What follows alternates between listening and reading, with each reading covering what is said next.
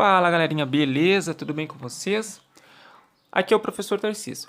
Bom, na videoaula de hoje nós vamos corrigir as atividades, né, da primeira videoaula, aquela sobre lei de Hess, e da segunda videoaula, onde nós falamos sobre energia de ligação. Alguns alunos, né, me mandaram mensagens. Professor, eu não entendi, professor faz a correção para mim. Vamos lá, o professor não respondeu as mensagens, não mandou as correções, não foi por mal, tá? É porque o professor precisava que um bom número de alunos tivesse respondido as atividades e que o prazo de entrega delas tivesse terminado, para mim poder assim, né, fazer uma videoaula mostrando a resolução e o passo a passo, né, como que eu faço para chegar na resolução correta de cada uma das atividades. Então, espero que vocês entendam bem essa aula de hoje, que é quando eu vou mostrar a resolução correta das atividades e sanar as dúvidas, né, de alguns ali que não conseguiram fazer as atividades. Tranquilo? Um abraço e vamos seguir com a videoaula. Lá na primeira videoaula, né, que tratava sobre a lei de Hess, eu deixei uma atividade que pedia para vocês aplicarem, né, de forma construtiva a lei de Hess para poder chegar numa resolução. Ela dizia o seguinte: um passo do processo da produção do ferro metálico é a redução do óxido ferroso, né, com o monóxido de carbono. Aí ali tem a equação global, né, que é óxido ferroso sólido mais monóxido de carbono gasoso, que esse é o meu reagente, que vai dar no seguinte produto, que é ferro sólido mais dióxido de carbono gasoso. Então, pedi o seguinte: utilizando as equações termoquímicas abaixo e baseando-se na lei de Hess, assinale a alternativa que indique o valor mais próximo de x. Lá na primeira equação, lá na equação global, foi deixado ali pedindo a pergunta, né, o x, o ΔH de x. Então, lá segundo a lei de Hess, vamos lembrar que a variação da entalpia de uma reação depende do quê? Depende somente da entalpia do estado final e inicial, independentemente se ocorreram outras reações ali no meio do tempo, tá ok? Seja uma ou mais reação. Por isso, podemos somar, né, nesse exemplo, as três reações e descobrir o valor de x. Só que isso nem sempre é tão simples, porque entre os reagentes e entre os produtos, né, dessas reações que estão no intervalo, eu tenho que tirar o quê? Eu tenho que tirar os reagentes e os produtos da minha equação principal. Então, muitas vezes eu vou precisar fazer uma jogada onde eu vou ter que multiplicar ou dividir, ou eu vou ter que multiplicar tudo e depois eu vou ter que dividir tudo por um número x para poder conseguir formar aquela equação que a gente queria lá de início. Então, nessa situação, eu vou ter que multiplicar a primeira equação por 3 e a segunda por 2. Agora que já multiplicamos a primeira equação por 3, a segunda por 2 e mantemos a terceira, vamos começar a construir aquela equaçãozinha global, aquela que nós queremos descobrir a variação de entalpia, que é que está em negrito lá embaixo.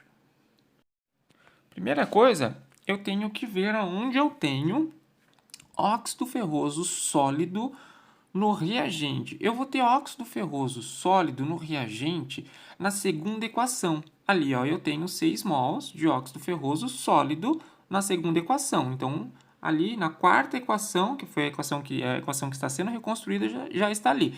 6 mols de óxido ferroso sólido. Depois, eu preciso achar monóxido de carbono gasoso, né, em 6 mols agora, né, porque já que o óxido ferroso ficou em 6 mols, no reagente também. Onde eu vou ter? Eu vou ter lá na primeira equação. Só que na primeira equação eu tenho 9 mols lá no reagente de monóxido de carbono. E eu preciso de 6. Então, o que eu vou fazer? Eu vou cortar 3. E onde foram parar esses 3? Eu posso ver que na segunda equação lá no produto e na terceira equação lá no produto, eu tenho na segunda 2 mols e na terceira eu tenho mais 1. Então, eu corto 3 em cima, 3 embaixo e fechou. Vou conseguir ter lá, então, 6 mols de monóxido de carbono gasoso. Assim, eu terminei de formar o meu reagente, né, com óxido ferroso mais monóxido de carbono gasoso. Agora, eu preciso ir atrás de quem? Do meu produto. O meu produto, ele começa com o quê? Ele começa com ferro sólido. Aonde eu vou ter ferro sólido no produto entre as três equações? eu vou ter ferro sólido no produto entre as três equações apenas na primeira equação. Que agora que ela ficou multiplicada por 3, eu já fiquei lá então com 6 mols de ferro sólido. Tá? Pode perceber que eu não tenho mais ferro sólido em nenhum dos outros produtos e também em nenhum dos outros reagentes. Então, agora o meu primeiro produto, então eu vou colocar lá 6 mols de ferro sólido. Então, falta quem para completar o meu produto? Falta o dióxido de carbono gasoso, lá o CO2. Aonde eu vou ter CO2 gasoso no meu produto? Eu vou ter CO2 gasoso no meu produto lá na primeira equação, tá? Que depois de ficar multiplicada, ela ficou com 9 mols de CO2 gasoso. Ficou com 9 mols, nós vamos fazer a mesma coisa que nós fizemos com o monóxido de carbono lá no reagente, tá ok? Eu vou cortar, vou precisar de 6 e vou ver que eu vou ter 2 mols de dióxido de carbono gasoso no reagente da segunda equação e 1 mol de dióxido de carbono gasoso no reagente da terceira equação. Isso me permite eu extrair o meu dióxido de carbono com 6 mols lá para formar a equação. Agora a equação está formada. Olha como ela ficou. Ela ficou 6 mols de óxido ferroso sólido mais 6 mols de monóxido de carbono gasoso no reagente para o produto de 6 mols de ferro sólido mais 6 mols de dióxido de carbono gasoso.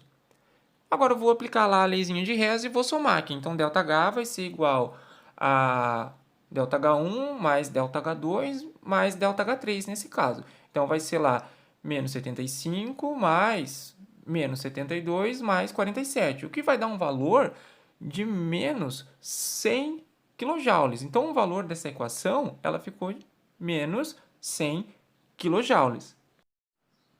Só que temos que nos ater que lá no enunciado pedia o valor para a formação de apenas 1 mol. E a minha equação toda agora está em 6 mols. Então, o que eu vou fazer? Vou dividir por 6. Então, o meu valor do ΔH será menos 17 kJ por mol. E na segunda aula lá de energia da ligação, ficaram as atividades 1 e 2 da página 25 do módulo 10. Vamos lá. A primeira atividade dizia o seguinte: utilizando a tabela de entalpia média, que eu já vou pegar os valores lá, de ligação em kJ por mol, estima-se o valor de ΔH da reação de combustão do etano, representada a seguir em relação a 1 mol desse reagente. Então, ali embaixo eu tenho a equação, né? Eu tenho o etano, que ali são os 2 átomos de carbono mais os 6 átomos de hidrogênio que estão ao redor, né? Mais 7,5 de O2, de oxigênio gasoso. Esse é o meu reagente, que vai dar no meu produto, que vão dar 2 mols de dióxido de carbono, né? Que é o O, né? Com uma dupla ligação, o carbono de novo e o outro oxigênio gasoso, mais 3 mols de H2O, de água. Então, nós vamos começar vendo a energia necessária para quebrar as ligações lá dos meus reagentes. Quem que são os meus reagentes? Os meus reagentes são o etano, que é o C2H6, né? E o oxigênio, tranquilo? O O2. Para o ΔH do etano, lá do C2H6, eu vou perceber o quê? Que eu tenho 6 mols, ou seja, eu tenho 6 ligações entre hidrogênio e carbono. E eu tenho uma ligação entre carbono e carbono. Tranquilo? Sabendo disso, eu preciso ver quanto de energia eu preciso para quebrar cada ligação entre carbono e hidrogênio e cada ligação entre carbono e carbono. Então, para quebrar cada ligação entre carbono e hidrogênio, se vocês voltarem lá na página 23, onde vai ter uma tabelinha de aplicação, vocês vão ver que precisa de 413 kJ por mol, ou seja, para quebrar cada uma das ligações. E para quebrar a ligação entre carbono e carbono, eu preciso de 348 kJ. Então, como eu tenho 6 ligações entre carbono e hidrogênio, então eu vou pegar esse valor, né, de 413, que é a energia necessária, e vou multiplicar por 6. E vou somar com mais um mol, ou seja, mais uma ligação entre carbono e carbono, que é a energia necessária de 348, o que vai me dar um resultado total de 2.826 kJ, ou seja, 2.826 kJ é a energia necessária que eu preciso para quebrar todas as ligações dentro da molécula de etano, ou seja, as 6 ligações entre carbono e hidrogênio, mais a ligação entre o carbono e carbono. Agora eu vou lá para a segunda parte do meu reagente. A segunda parte do meu reagente era 7,5 de O2. Para mim quebrar uma ligação entre oxigênio e oxigênio, eu preciso de um total de 495 kJ. Então, o que eu vou fazer?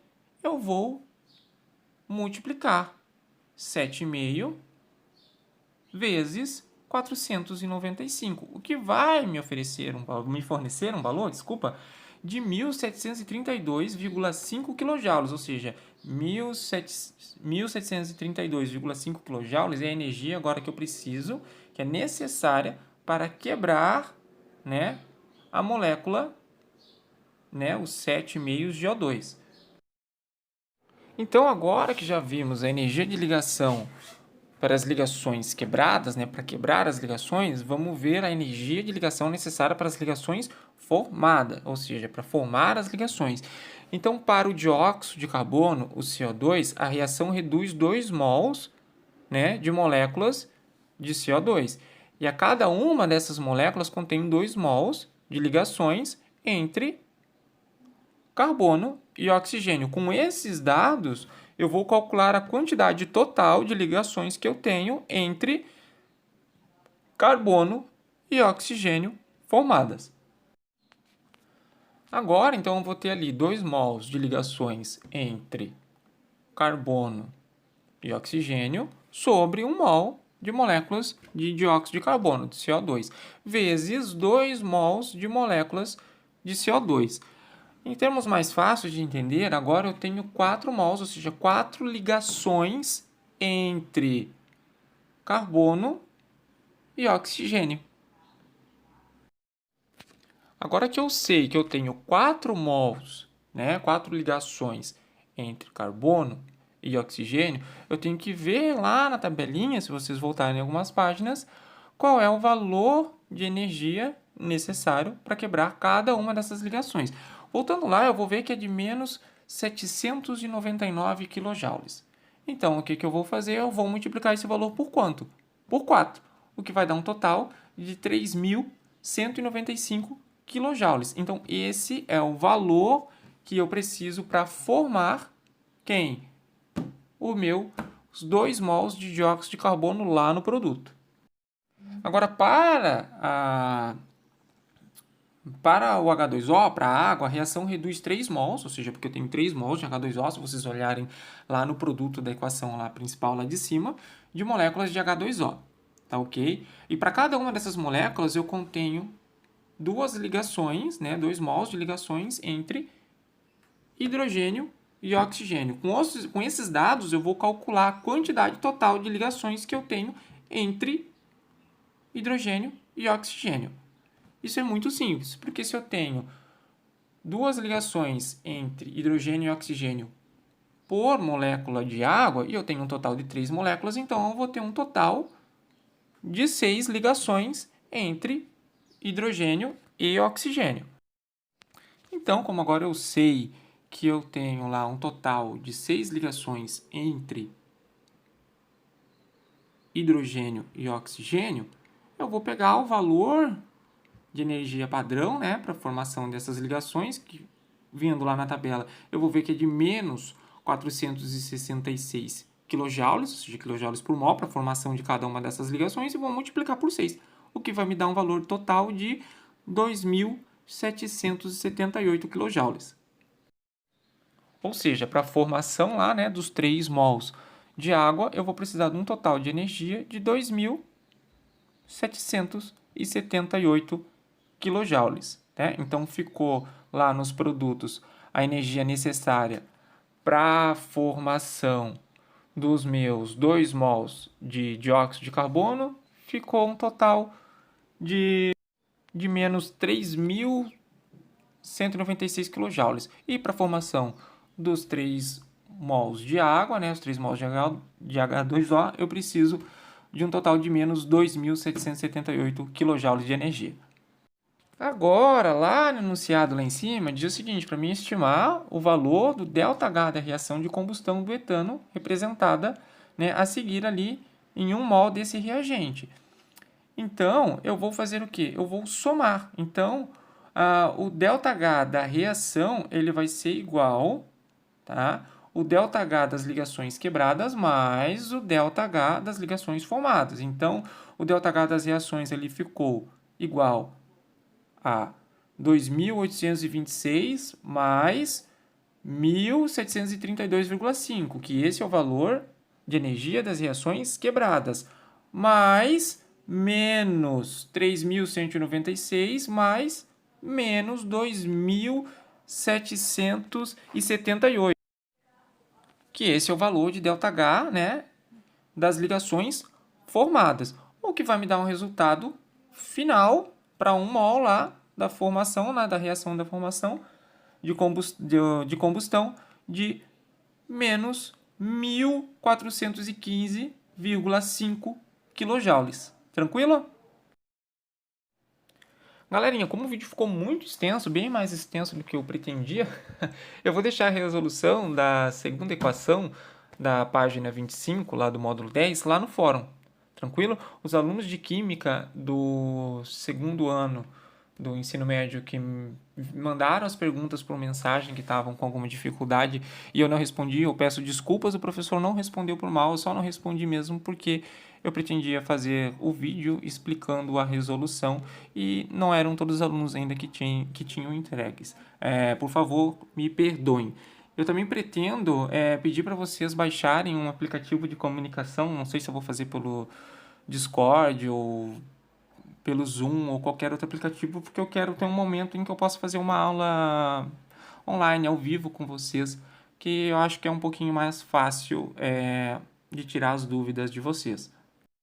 Então, como atividade, vocês vão lá na página 25 do módulo 10, né, que é lá no capítulo 5, e vocês façam a atividade 3 e mandem para mim. Tranquilo? É isso, um abraço, chegamos ao fim de mais uma videoaula e um bom fim de semana para vocês.